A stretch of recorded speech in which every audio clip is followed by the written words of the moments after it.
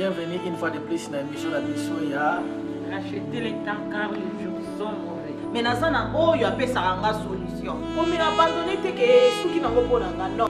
Prends courage.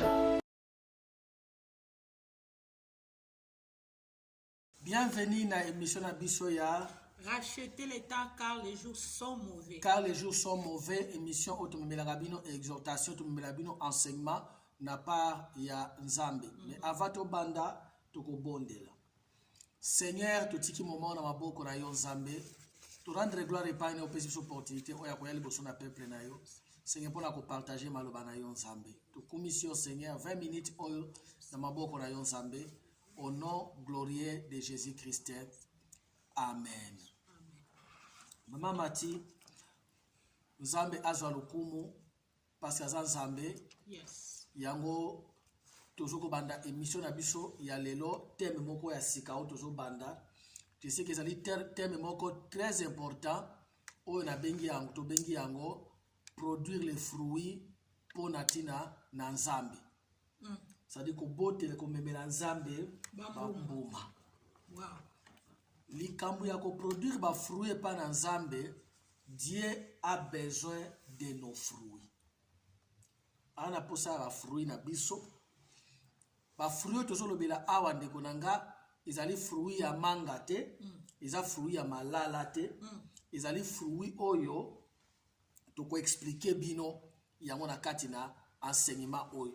Zwa penza tana yo ya kolanda biso, zwa patience parce que diaba kolinga sala ke patience si la otala eloko mosusu ke olanda émission oyo 20 minutes seulement toujours mena bino maloba na Nzambe. Maman Martine Nzamba lobi Yesu lobi je vous ai choisi. Ce n'est pas vous qui m'avez choisi, mais c'est moi qui vous ai choisi pour bokine bobota bambuma. Dieu ne blague pas à sakanakate na komemela e bambuma. C'est-à-dire porter les fruits, amener les fruits pour natina na Yesu Masia.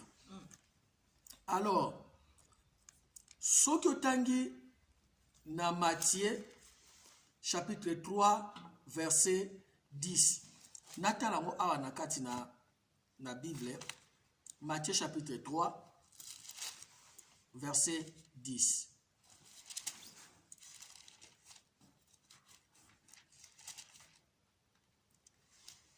Alors, Bible dit, Matthieu 3, 10. Déjà, la cognée est mise à la racine des arbres. Tout arbre donc qui ne produit pas de bons fruits est coupé et jeté au feu. Mais avant la komakuna, tozo tangana no elo moto ngito sukola mutu ya bana na Nzambe, tozo bandelango na verset 7. Matthieu 3, 7. Donc il y a na 10. Bible dit comme il voyait venir au baptême beaucoup de pharisiens et de sadducéens, il leur dit race de vipères, qui vous a appris à fuir la colère à venir, produisez donc du fruit digne de la repentance.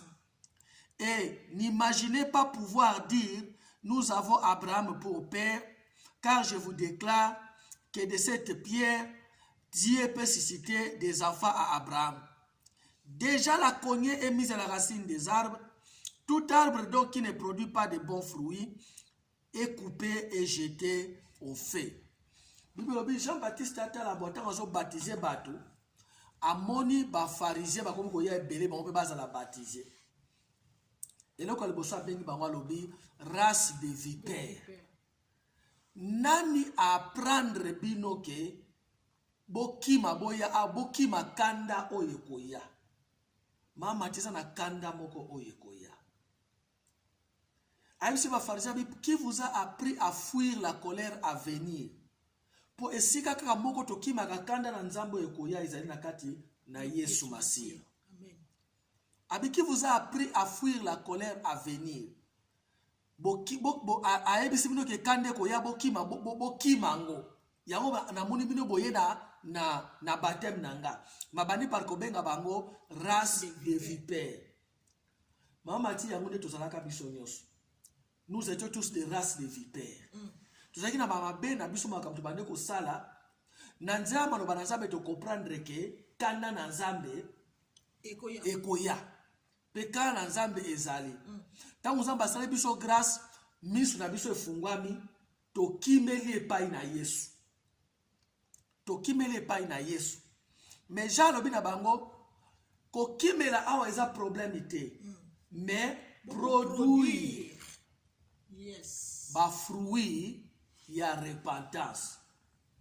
D'autant que tozolobela ba produire des fruits, to na deux sortes de fruits otokolobela. Fruit o ya biso moko ya pezo ko lakisa changement na ba mbomo to komemela nzambe o to kobela ngo plita pet na mission o ekuya. Alobi boye to boyite. To kimi kana na nzambe to e na Yesu to boyite.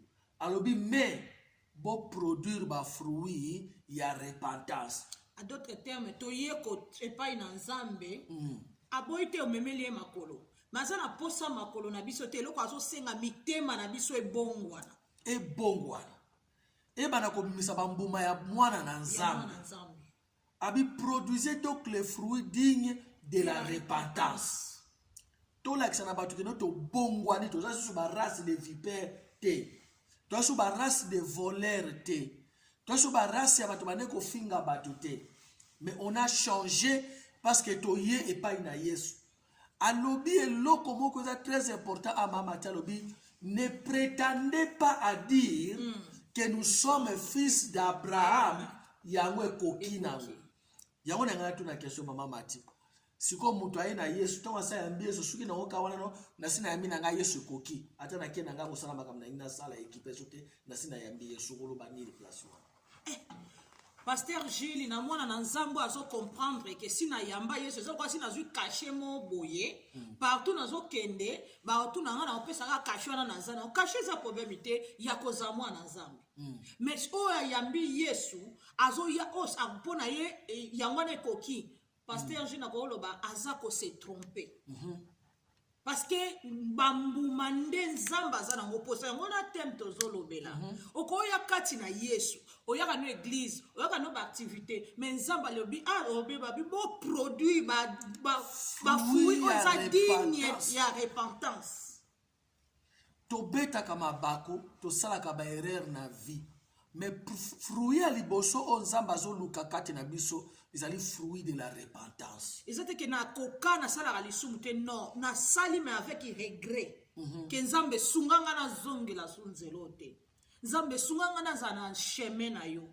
Parce que pourquoi? Parce que soto tiki donc yangwana nde pasteur na kokoloba. Parce que zana batu mingi bakanisaka ke comme na sina yambi na nga Yesu esili na ko kende ko vivre ndenge na lingi. Na suis déjà caché na suis déjà yango monisha alobi na bango nini. Alobi ne prétendez pas à dire que nous avons Abraham comme père. Cela nous suffit. Non, ekokite. Ekokite abibo produire ba fruit digne de la repentance. Adote teme kolobate ke neka na yamba Yesu ekoki wana. Ekoki wana. Donc esuka ka wana te vie chrétienne. Vie chrétienne esuka ka te na sina yamba Yesu na zoka baptême na nesongolo na salaka na yebi déjà Yesu. Non, Bible lobi na biso ande pasteur azotanga na Matthieu. Jean lobi na bango bo s'attendre te ke lokola boza ba na Abraham esukeli bino wana. Mais bo botisa ba mbuma. Produisez le fruit qui est digne de la repentance. O eza ko lakisa ke no ngana changer. Naza mwana nzambe. Na sina yamba Yesu. Ndeko na nga mate ya lipamboli to ana ngo ebele to ko bana ko te apo to ko te akango peke nzamba opambola. Mais o eza plus important pour la vie na yo, ezali vie éternelle. Yes. Alors, qui vous a appris à fuir la colère à venir? Pourtant, Jean-Baptiste a tali ba moi bine ba kamba pharisien ba ndé ko sala, parce que na posa te ke ba bongwana. Azana posa abombela bango secret wana. Na kama landi bien. Akama ka baye. Abi surtout qui vous a appris à fuir la colère à venir? Na ebi sibino mi faye beaucoup fa. Fa botikala bo kanda wane peta. Peta bino bozo batama be. Kanda nzambe koya, jugement nzambe koya. Bien aimé, Jean Lobi Nabango, qui vous a appris à fuir la colère à venir? Alors, mais problème est comme bosi boyeki boyebi ke kande koya bokimeli awa condition moko nasengi bino produisez les fruits dignes de la repentance. Tokolakisa ba fruit ya repentance wana ndeko na nga. Mais na lelo tozosukela kaka tozo expliquer nini oyo po oyo koya tokotanga siko ba fruit ya repentance. C'est-à-dire les fruits de l'homme qui est devenu un homme nouveau. C'est-à-dire mutu oyo akomi ekela munasika. Ndenge nini esengeli na ye Azala. nini yo nzamba azosa prétendre ya kozwa pai na ye. Parce que Yesu apesa apelaba parabole moko alobi ezalaki na mokonzi moko patron moko asalaki bilanga na ye. Aye ane ya liboso ya mibale ya misato abengi jardinier. Alobi nzete oyo ça fait 3 ans que nazoya ko tala yango ezobota mbuma te. Mama tisana bato so bayeba te ke nzamba zo kontele bango bambula.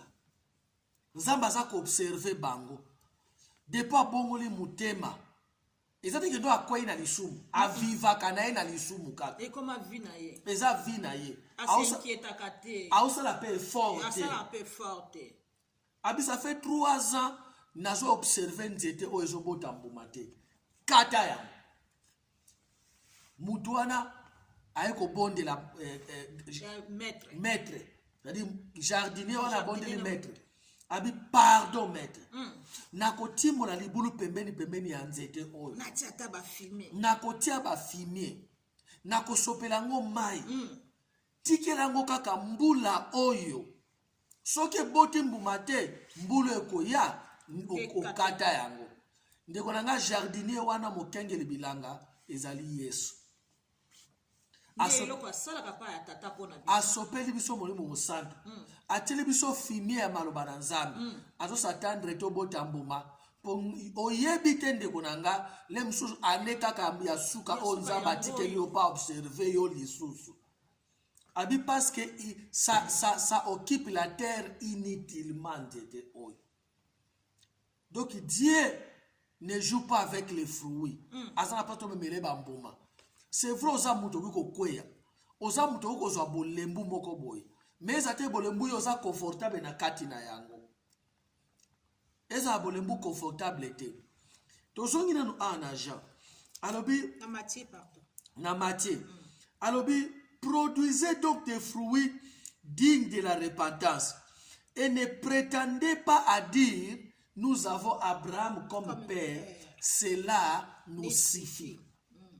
Abibo suka kakate ndeko na ko suka kate na koloba ke nonga na kendaka déjà église. Mamati, est-ce que l'église sauve quelqu'un? Église pasteur ezali lokola nze porte yo efongwama na muto akota kwa sala.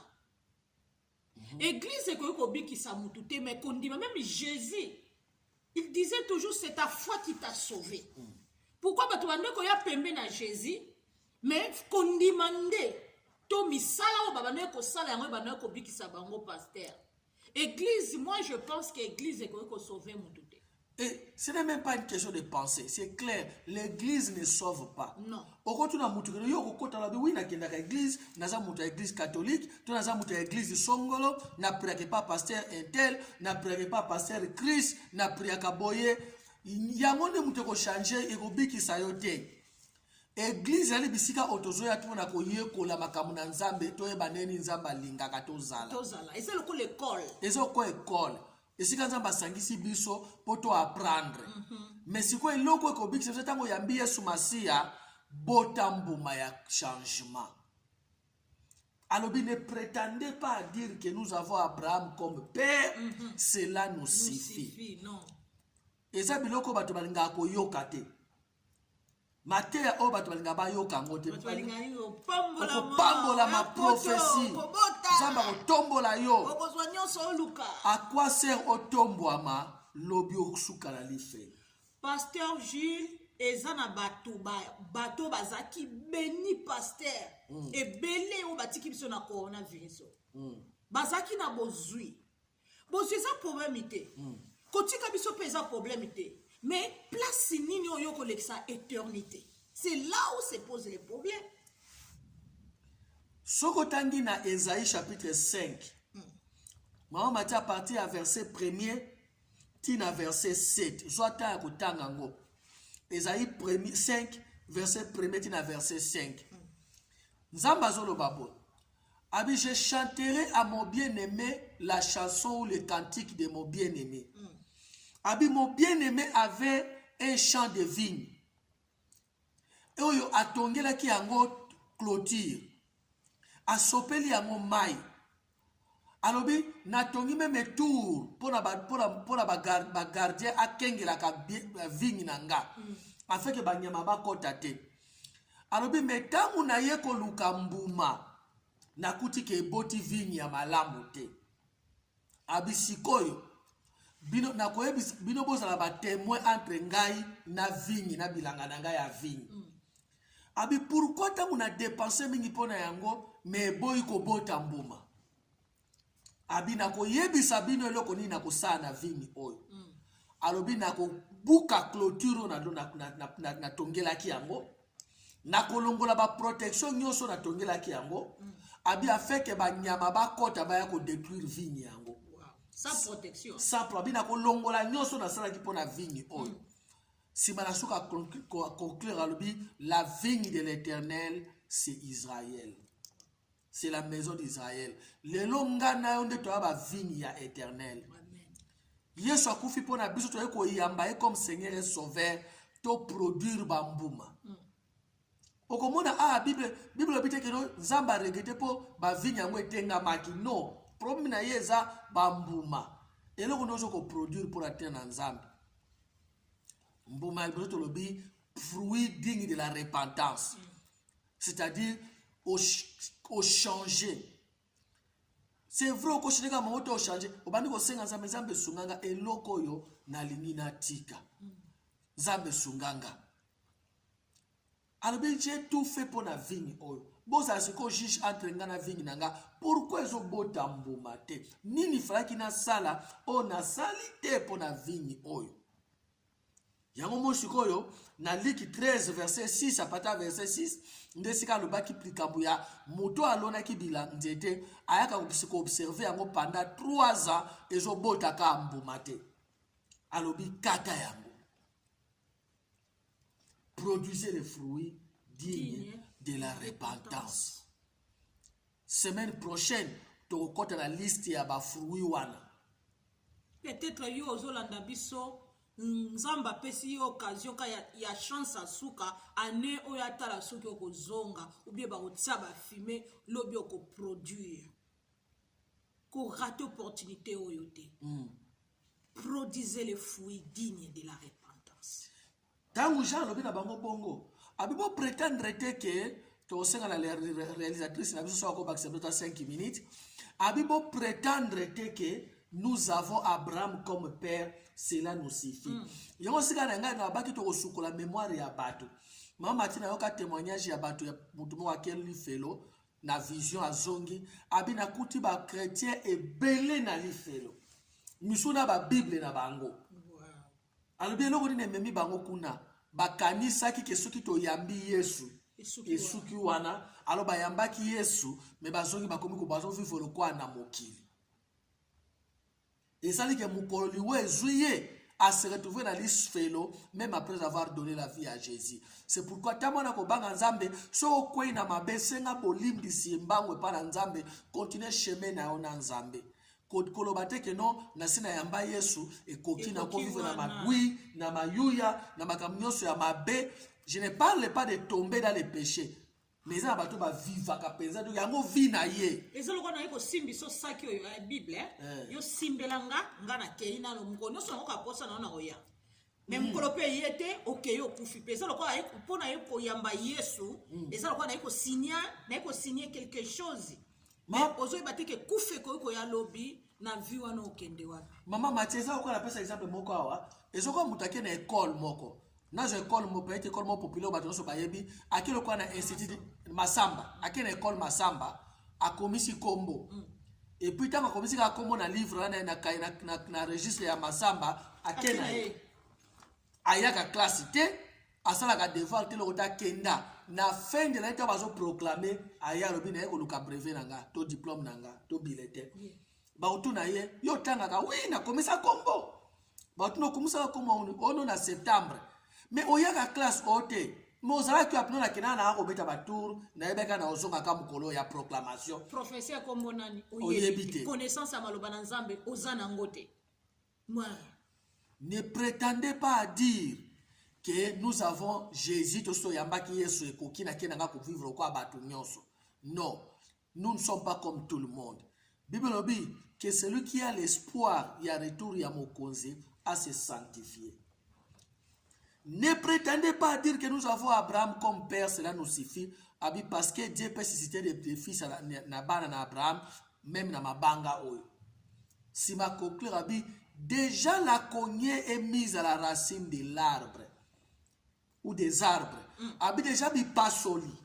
Et c'est tami na mensi na bisisa nzete. Ezoka mutabi bona okata nzete olelo. Atiena no ipasoli na sewana abina pe manazela ka mukie comme ça na okata ngo.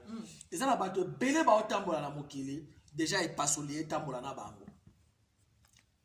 Ipasoli etambola na bango. Bango ba yebite. Que etike ka muto wana ndazo akate jaba seba do sadi biso bato lekisa parti moko ya vina mboka bombo ke kata banzeto mono sana ipasoli na yo oyo peti yango na sewana oto faina muke o meina o mai olie. Nzete wana sabi kino basi batelinga ipasoli oyo donc atetika ka muto na telema ya kokata donc nga muto ba okata. Il y a des gens au baotambola na ba ipasoli déjà. Abi déjà la cognée est mise à la racine de l'arbre. Tout arbre qui ne produit pas de fruits sera coupé. Oh, ce qui va tirer ipasoli et que oyo ki matea oyo o sengenza me bolimbisi. Obina ko banda ko botambuma papa. Na ko na ngina changer. Nzambe akolongola epasoli wana. Yes. O abimaka kenda ki azongi te. Alala ki alamuki te. Ayeba ite ki alala ki déjà na epasoli. Yango wana bien aimé. Nzamba alingio kota lola. Yango mwana ki to yaki na Yesu. Yo ona no yete yaka mbangu. Amen. Yango to yaki na Yesu. Amen. Meto suka kana ko ya na Yesu te. Ne prétendez pas à dire que nous avons Abraham comme père, cela nous suffit. Habiter, suffit pour produire ma fruit digne de la repentance. Sinon, et pas sur cette la racine de l'arbre. Nzamba zana posana yo. Ya una ina invité yo. Yo oyo atoza vipère, race de vipère, race de voleurs, race d'assassins, race nyoso tobo ba pesa yo. Soko ye. Nzamba ko yambayo alingindo bana ko produire fruit digne de la repentance. To otanga liste ya ba fruit yango na émission o ezali ko yape to ko commenter sur yango. Mais ça la prière aussi mananga. Loba Seigneur Jésus na se repentir na mabenanga. Na ye pa na yo na ndimi ko zali mwana nzambe. Limbisa masumu nanga. Limbisa ngai. Sukola na makila na yo. Yaka na vinanga, zala mon Seigneur et mon Sauveur. So sali prière oyo, Luka église okota, iska bazo l'action malobana nzambe. Yo posa chrétien déjà, zwa décision ya sikande konanga. Zwa décision ya sikoyo ki malobana nzambe. Ne prétendez pas à dire que j'ai déjà reçu Jésus et kokinango, je peux aller vivre comme je veux. Non, produisez les fruits dignes de la repentance. God bless you. Nzamba pambola réalisatrice Abisso Sister Divine. Nzamba pambola yo et à la prochaine. Bye bye. Bye bye.